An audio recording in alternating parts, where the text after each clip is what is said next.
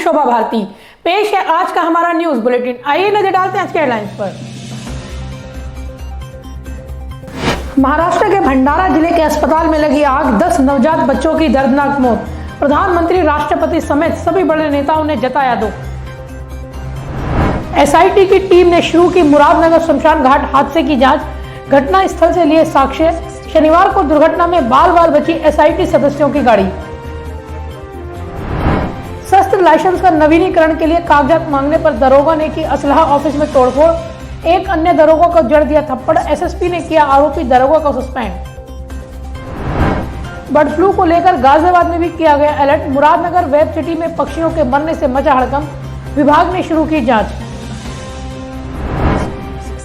और गलत वजह से एक बार फिर हापुड़ सुर्खियों में, मेरठ की एटीएस टीम ने पाकिस्तान को सेना की गुप्त जानकारी देने के आरोप में पूर्व फौजी को किया गिरफ्तार। महाराष्ट्र के भंडारा जिले से हृदय विदारक घटना सामने आई है। यहां के जिला अस्पताल में शुक्रवार देर रात आग लगने से 10 नवजात शिशुओं की मौत हो गई। अस्पताल में मौजूद लोगों व स्टाफ ने बच्चों को बचाने का प्रयास भी किया, लेकिन सिर्फ 7 बच्चों को ही बचाया जा सका। इस मामले को लेकर सीएम उद्धव ठाकरे ने जांच के आदेश देते हुए मृतकों के परिजनों को 5-5 लाख रुपए की आर्थिक सहायता देने का ऐलान किया है। वहीं इस घटना पर राष्ट्रपति रामनाथ कोविंद, प्रधानमंत्री नरेंद्र मोदी, गृह मंत्री अमित शाह, महाराष्ट्र के राज्यपाल भगत सिंह कोश्यारी, कांग्रेस नेता राहुल गांधी समेत कई नेताओं ने ट्वीट कर दुख व्यक्त किया है। महाराष्ट्र से एक हृदय विदारक घटना सामने आई है। महाराष्ट्र के भंडारा में शुक्रवार की देर रात सरकारी अस्पताल में आग लगने से 10 नवजात शिशुओं की मौत हो गई। भंडारा अस्पताल के एक स्टाफ ने बताया कि उन्हें 1:45 बजे रात को कॉल आया कि ऊपर बच्चों के वार्ड में आग लग गई है। शख्स ने कहा कि कमरे में काला धुआं भर गया था, गार्ड को बुलाया लेकिन हम कुछ नहीं कर सके। इस मामले में सीएम उद्धव ठाकरे ने स्वास्थ्य मंत्री राजेश टोपे से भी बात की। सीएम ने भंडारा के जिला अधिकारी और पुलिस अधीक्षक से भी बात कर हादसे के संबंध में जानकारी ली है।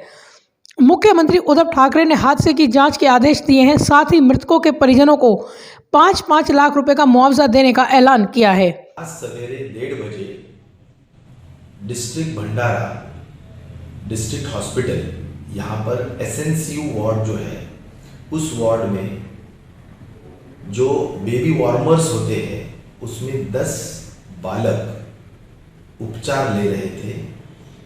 शॉर्ट सर्किट के वजह से, जो मुझे बताया गया है प्रथम दर्शनी की, वहाँ पर आग लगी और वो फायर के वजह से बहुत बड़े पैमाने पे उस वार्ड में ब्लैक कलर का स्मोक, धुआं निर्माण हुआ।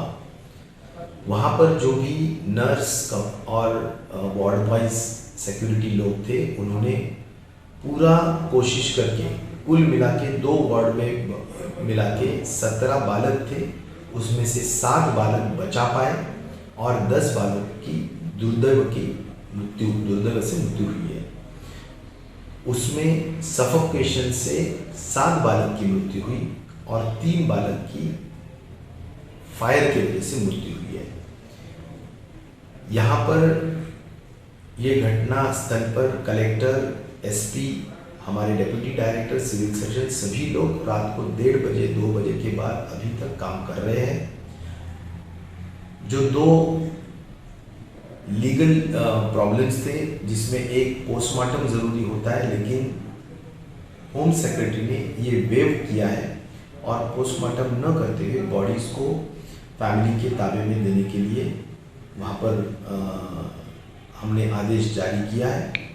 माननीय मुख्यमंत्री जी से मेरी चर्चा सवेरे हुई और उन्होंने 5 लाख रुपीस पर फैमिली देने की घोषणा की है और अभी सभी फैमिलीज को पर फैमिली 5 लाख दी जाएगी।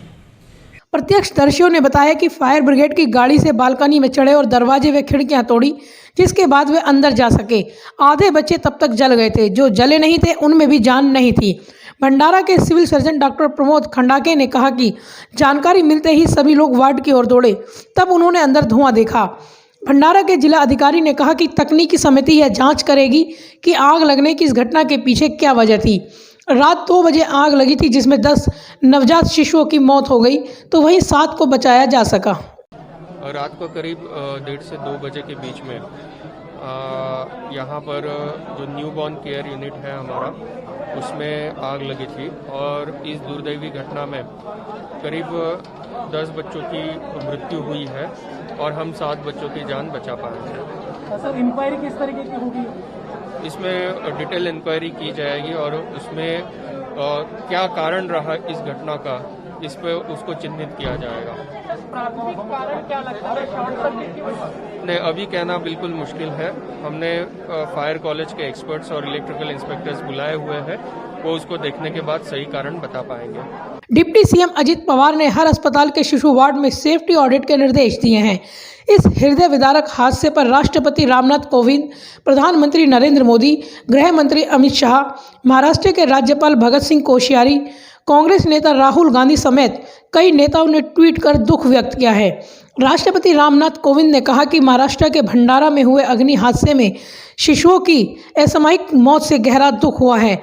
उन्होंने इस हृदय विदारक हादसे में अपनी नवजात संतान खोने वाले परिवारों के प्रति भी संवेदना व्यक्त की है। ब्यूरो रिपोर्ट, युग करवट न्यूज। मुरादनगर शमशान घाट हादसे की जांच एसआईटी ने शुरू कर दी है। आईपीएस देव रंजन वर्मा के नेतृत्व में गठित 5 सदस्यीय एसआईटी की टीम ने घटना स्थल पर जाकर मौके का निरीक्षण किया और साक्ष्य जुटाए। एसआईटी की टीम ने सबसे पहले रिपोर्ट दर्ज कराने वाले वादी और मौके पर मौजूद चश्मदीद के अलावा पुजारी के भी बयान दर्ज किए। वहीं शनिवार को एसआईटी टीम के सदस्य जांच के लिए जिस वाहन से जा रहे थे, उस वाहन को रोडवेज बस की साइड लग गई। हालांकि इस घटना में किसी भी सदस्य को चोट नहीं आई। मुरादनगर शमशान घाट हादसे के मामले में मुख्यमंत्री योगी आदित्यनाथ ने एसआईटी के जांच के आदेश दिए हैं। आईपीएस देवरंजन वर्मा के नेतृत्व में गठित 5 सदस्यीय एसआईटी की टीम ने जांच पड़ताल शुरू कर दी है।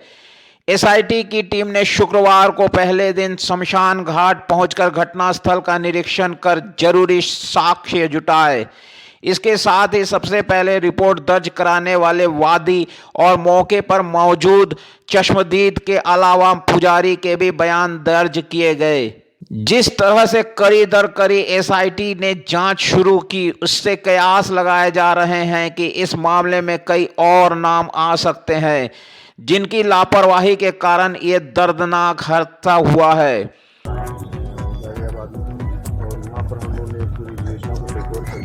आगे इसके अंदर हम लोग निवेशना कर रहे हैं और जो भी इसमें तथ्य निकल के आएंगे उनसे आप सभी लोगों को सही समय पर अवगत कराएंगे। और सर, कोई समय सीमा तय की गई है एसआईटी की, या आप जैसे आ जाए हैं तो आपको क्या लगता है कि कितने समय में आप जांच करेंगे? अभी देखिए, अभी हम लोग इन्वेस्टिगेशन दी है, तो अभी इन्वेस्टिगेशन चल रही है, बहुत ही अभी शुरुआती दौर में हम लोग हैं, तो इसलिए जो भी चीज़ें निकल करके आएंगी वो आप लोग उचित मात्रा। वहीं शनिवार को एसआईटी के सदस्य जांच के लिए जिस वाहन से जा रहे थे, उस वाहन को रोडवेज बस ने साइड मार दी। हालांकि इस घटना में किसी भी सदस्य को कोई चोट नहीं आई है। घटना का पता चलते ही पुलिस मौके पर पहुंची। मुख्यमंत्री योगी आदित्यनाथ के आदेश के बाद गुरुवार को मुरादनगर थाने से हादसे की जांच एसआईटी को सौंप दी गई थी। इसके लिए आईपीएस देवरंजन वर्मा के नेतृत्व में बनाई गई 5 सदस्यीय टीम में सीओ अजय सिंह के अलावा इंस्पेक्टर अशोक कुमार यादव, विनोद कुमार और AK शुक्ला शामिल है। शुक्रवार करीब 2:30 बजे एसआई की टीम सबसे पहले शमशान घाट पहुंची और वहां 10 मिनट तक घटनास्थल का जायजा लिया। इसके बाद रिपोर्ट दर्ज कराने वाले दीपक कुमार के घर एसआईटी की टीम पहुंची और बंद कमरे में उनसे बातचीत की। यहां से टीम घायल उधम सिंह से मिलने पहुंची। काफी देर तक पूछताछ की। करीब शाम 4 बजे के आसपास एसआईटी की टीम फिर से बम्बा रोड स्थित शमशान घाट परिसर पहुंची। टीम ने सबसे पहले मलबे का निरीक्षण किया, वहां कुछ जरूरी साक्ष्य एकत्र किए। इसके अलावा टीम में शामिल अधिकारियों ने घटना के समय मौके पर मौजूद चश्मदीद, खेमचंद्र, दीपक, रविंद्र और दिनेश से भी बात की। साथ ही शमशान घाट परिसर में अंतिम क्रिया कराने वाले पुजारी नरेश कुमार से भी बातचीत की। 2 घंटे के समय तक एसआईटी की टीम मुरादनगर में ही रही। ब्यूरो रिपोर्ट, युग करवट न्यूज।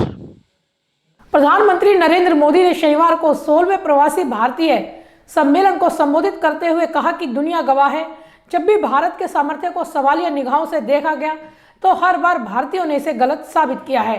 भारत निर्माण में प्रवासी भारतीयों के योगदान पर पीएम ने कहा कि आज पूरी दुनिया को अगर भारत पर इतना विश्वास है तो इसका कारण प्रवासी भारतीय हैं।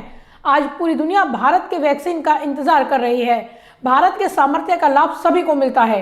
कोविड के समय में भी कई नए टेक स्टार्टअप्स भारत से ही निकल कर आए हैं। शनिवार को प्रधानमंत्री नरेंद्र मोदी ने 16वें प्रवासी भारतीय सम्मेलन को संबोधित करते हुए कहा कि आज नई पीढ़ी भले ही जड़ों से दूर हो गई हो, लेकिन उसका जुड़ाव भारत से बड़ा है।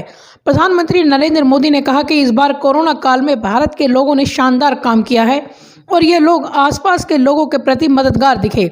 इस दौरान भारत के लोगों ने सेवा भाव का परिचय दिया है। प्रधानमंत्री ने कहा है कि दुनिया गवाह है, जब भी भारत के सामर्थ्य को सवालिया निशानों से देखा गया है तो हर बार भारतीयों ने इसे गलत साबित किया है। जब भारत पराधीन था तो यूरोप में लोग कहते थे कि भारत आज़ाद नहीं हो सकेगा, लेकिन भारतीयों ने इसे गलत साबित कर दिया। भाइयों और बहनों, आजादी के बाद ही दशकों तक ये नैरेटिव भी चला कि भारत गरीब, अशिक्षित है, इसलिए साइंस और टेक्नोलॉजी में इन्वेस्टमेंट की संभावनाएं कम आंकी गई। आज भारत का स्पेस प्रोग्राम, हमारा टेक स्टार्टअप इकोसिस्टम दुनिया में अग्रणी है। कोविड की चुनौती के साल में भी कई नए यूनिकॉर्न्स और सैकड़ों नए टेक स्टार्टअप्स भारत से ही निकल करके आए हैं। फ्रेंड्स, पैंडेमिक के इस दौर में भारत ने फिर दिखा दिया कि हमारा सामर्थ्य क्या है, हमारी क्षमता क्या है। पीएम ने कहा कि बीते वर्ष में प्रवासी भारतीयों ने हर क्षेत्र में अपनी पहचान को मजबूत किया है। विभिन्न देशों के राज्य प्रमुख यह बताते हैं कि वहां रहने वाले प्रवासी भारतीयों ने कठिन समय में कितना बेहतरीन काम किया है। भारत निर्माण में प्रवासी भारतीयों के योगदान को याद करते हुए पीएम ने कहा कि आज पूरी दुनिया को अगर भारत पर इतना विश्वास है तो इसका कारण आप प्रवासी भारतीय भी हैं। आप जहां भी गए आपने भारतीयता का प्रसार किया है। पीएम ने कहा कि भारत सरकार हर समय हर पल आपके साथ खड़ी है।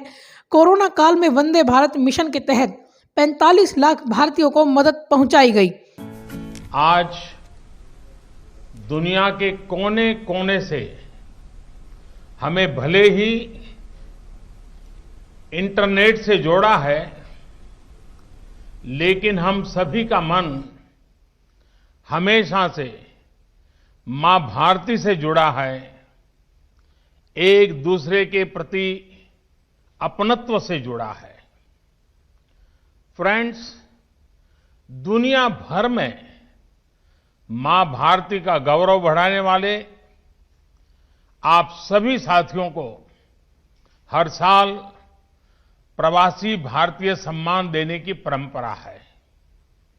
बीते वर्ष में प्रवासी भारतीयों ने हर क्षेत्र में अपनी पहचान को और मजबूत किया है। आत्मनिर्भर भारत की चर्चा करते हुए पीएम मोदी ने कहा कि आप दुनिया की जरूरतों को पूरा करने के लिए गुणवत्तापूर्ण और सस्ता समाधान दे सकते हैं और भारत से गरीब देशों को लाभ पहुंच सकता है। बता दें, इस बार प्रवासी भारतीय सम्मेलन का विषय आत्मनिर्भर भारत ही है। इस दौरान पीएम मोदी ने कहा कि आज भारत की वैक्सीन का इंतजार सबको है। भारत के सामर्थ्य का लाभ सभी को मिलता है। कोविड के समय में भी कई नए टेक स्टार्टअप्स भारत से ही निकलकर आए हैं। भारत ने एक बार फिर अपने सामर्थ्य का परिचय दे दिया। ब्यूरो रिपोर्ट, योग करवट न्यूज। मथुरा से एक ऐसा वीडियो सामने आया है जो यूपी पुलिस को बदनामी दे रहा है। यह वीडियो सोशल मीडिया पर जमकर वायरल हो रहा है। दरअसल एक दरोगा ने दूसरे दरोगा को थप्पड़ मार दिया। आरोपी दरोगा अपने शस्त्र लाइसेंस का नवीनीकरण कराने के लिए असला ऑफिस गया था। कागजात मांगने पर भड़क गया और ऑफिस में तोड़फोड़ शुरू कर दी। जब एक अन्य दरोगा ने उसे रोकने की कोशिश की तो उसने दरोगा को थप्पड़ मार दिया। आरोपी दरोगा को सस्पेंड कर दिया गया। उत्तर प्रदेश पुलिस अपने कारनामों की वजह से हमेशा सुर्खियों में रहती है। हर जिले से तमाम किस्से आते रहते हैं। कभी सिपाही अधिकारी पर थप्पड़ बरसा देते हैं तो कभी अफसर। ऐसा ही एक मामला मथुरा में सामने आया है, जहां एक दरोगा ने दूसरे दरोगा को थप्पड़ मार दिया। थप्पड़ कांड का वीडियो सोशल मीडिया पर जमकर वायरल हो रहा है। दरोगा की गुंडई के इस मामले में एसएसपी ने सख्त रुख अपनाया है। आरोपी दरोगा पर एसएसपी गौरव ग्रोवर ने कार्रवाई की है। दरोगा को सरकारी कार्य में बाधा और बदसलूकी के आरोप में निलंबित कर दिया गया है। इसके साथ ही दरोगा प्रवीण पांडे के खिलाफ विभागीय जांच भी कराने के निर्देश दिए गए हैं। मामला मथुरा कलेक्ट्रेट परिसर के असलाहा ऑफिस के सामने का है। उत्तर प्रदेश पुलिस में तैनात उप निरीक्षक प्रवीण पांडे कलेक्ट्रेट कंपाउंड स्थित असलाहा ऑफिस में अपने शस्त्र के लाइसेंस का स्थानांतरण एवं नवीनीकरण कराने आए थे। यहां पर जब असलाहा बाबू ने उनसे किताब और चालान की प्रतिलिपि मांगी तो वे नाराज हो गए और हंगामा करते हुए ऑफिस में तोड़फोड़ शुरू कर दी। दारोगा के इस हंगामे की सूचना डीएम और पुलिस को भी दी गई। सूचना मिलने के बाद सदर बाजार से वरिष्ठ उप निरीक्षक सुनील कुमार जोशी, उप निरीक्षक विपिन गौतम समेत पुलिस बल मौके पर पहुंच गया। जब प्रवीण पांडे को वहां मौजूद पुलिस कर्मियों ने समझाने का प्रयास किया तो खाकी के रौब में उसने सुनील कुमार जोशी को थप्पड़ मार दिया। इसके बाद वहां मौजूद पुलिसकर्मी आरोपी दरोगा को जीप में बैठाकर थाने ले गए। बताया जा रहा है कि आरोपी दरोगा नशे की हालत में थे। नशे की हालत में उसने हंगामा किया था। असलाहा बाबू मोहन स्वरूप त्रिपाठी ने पूरे घटना की जानकारी डीएम नवनीत कुमार चहल को दी। ब्यूरो रिपोर्ट युग करवट न्यूज। बर्ड फ्लू को लेकर गाजियाबाद जिला भी अलर्ट पर है। मुरादनगर के गांव कन्नौजा व वेब सिटी में संदिग्ध स्थिति में पक्षियों के मरने से हड़कंप मच गया। पशु विभाग ने इन पक्षियों की जांच शुरू कर दी है। वहीं मामले की गंभीरता को देखते हुए गाजियाबाद डीएम अजय शंकर पांडे ने आरआर टीम के गठन के साथ ही 17 क्विक रिस्पांस टीम का भी गठन किया है। साथ ही सभी पोल्ट्री फार्म में जागरूकता अभियान चलाए जाने के निर्देश दिए हैं। हालांकि अभी तक मृत पक्षियों में बर्ड फ्लू की आधिकारिक पुष्टि नहीं की गई है। गाजियाबाद के मुरादनगर में गांव कन्नौजा के एक फार्म हाउस में 3 टर्की पक्षियों और वेब सिटी में 3 कौवों की संदिग्ध मौत से हड़कंप मच गया है। पशु विभाग ने इन मृत पक्षियों की जांच शुरू कर दी है। वहीं बर्ड फ्लू के चलते एहतियात के तौर पर जिले में डीएम गाजियाबाद अजय शंकर पांडे ने आरआर टीम के गठन के साथ ही 17 क्विक रिस्पांस टीम भी गठित की हैं। हालांकि अभी तक मृत पक्षियों में बर्ड फ्लू की पुष्टि नहीं हुई है, लेकिन फिर भी पशु विभाग इसे लेकर पूरी सावधानी बरत रहा है। जिले के सभी पोल्ट्री फार्म हाउस मालिकों को बर्ड फ्लू के संबंध में जागरूक करने के लिए अभियान शुरू किया गया है। बीमार पक्षियों को स्वस्थ पक्षियों से अलग रखने के निर्देश दिए गए हैं। साथ ही हर पशु चिकित्सा विभाग में क्विक टीम और पशु चिकित्सकों के नंबर अंकित किए गए हैं, जिसमें लोगों से अपील की गई है कि संदिग्ध रूप से पक्षियों के मरने पर तत्काल विभाग को सूचना दी जाए। डीएम अजय शंकर पांडे ने इस संबंध में पशु चिकित्सा विभाग व वन विभाग को सभी तैयारियां सुनिश्चित करने के निर्देश दिए हैं। जहां जहां पक्षियों के मरने की शिकायतें आई हैं, उन स्थानों व आसपास में रह रहे पक्षियों की स्थिति पर भी गहनता से नजर रखी जा रही है। वन विभाग कर्मियों की भी इसमें मदद ली जा रही है। बता दें कि बर्ड फ्लू को लेकर देश के 6 राज्य हाई अलर्ट पर हैं। यूपी के गाजियाबाद में भी 2 स्थानों पर संदिग्ध रूप से पक्षियों के मरने की खबर आई है। ऐसे में जिला प्रशासन बर्ड फ्लू को लेकर खासी सतर्कता बरत रहा है। ब्यूरो रिपोर्ट युग करवट न्यूज।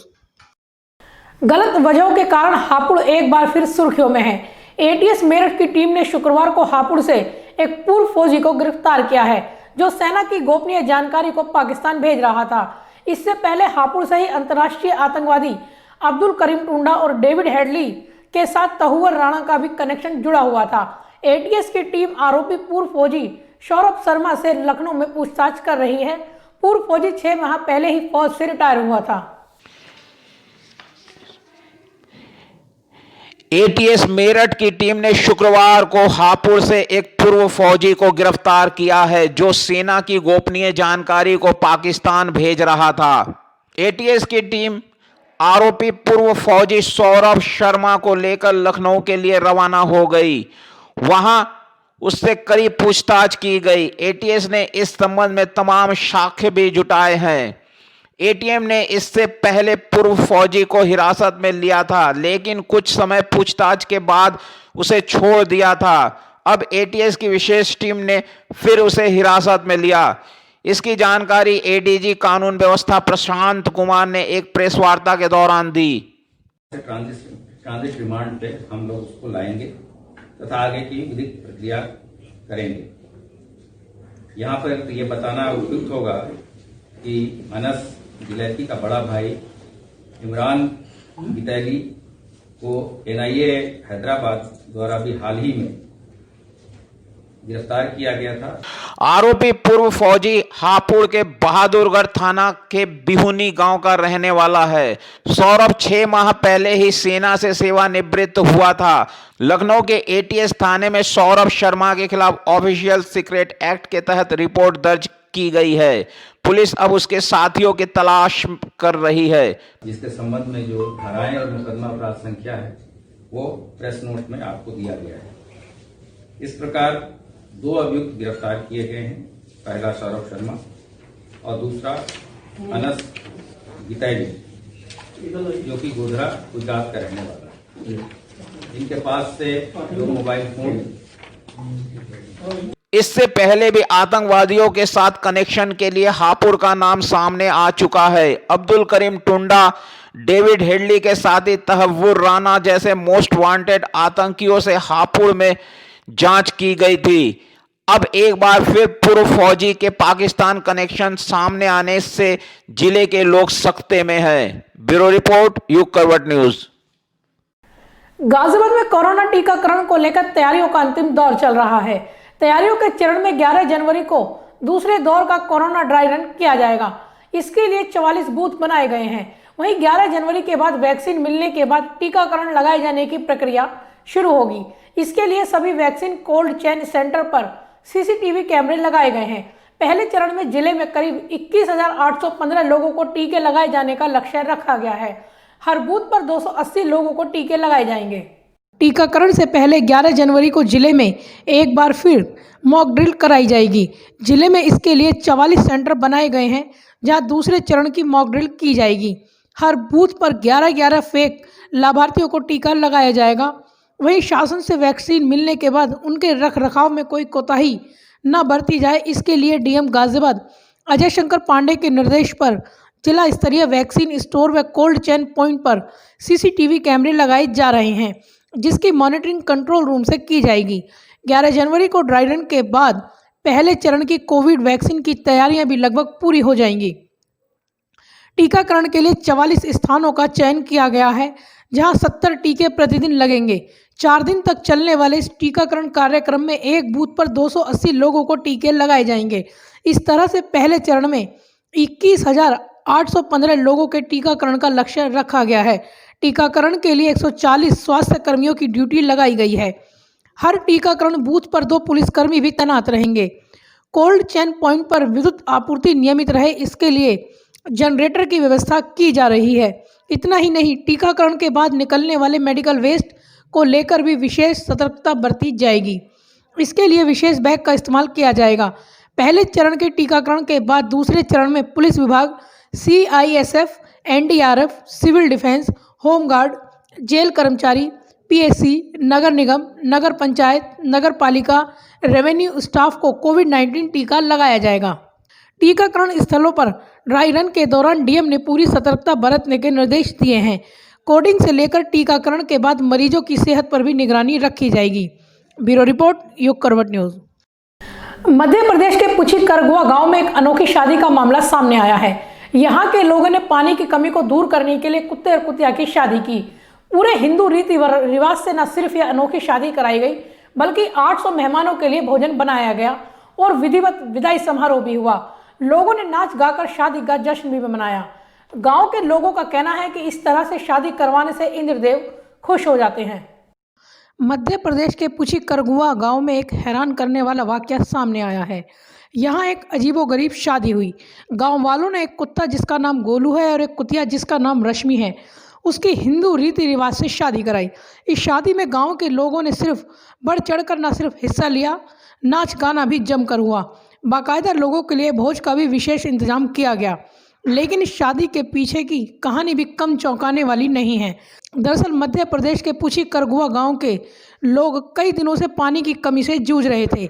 पानी की कमी को दूर करने के लिए उन्होंने कुत्ते और कुतिया की शादी करवाई है।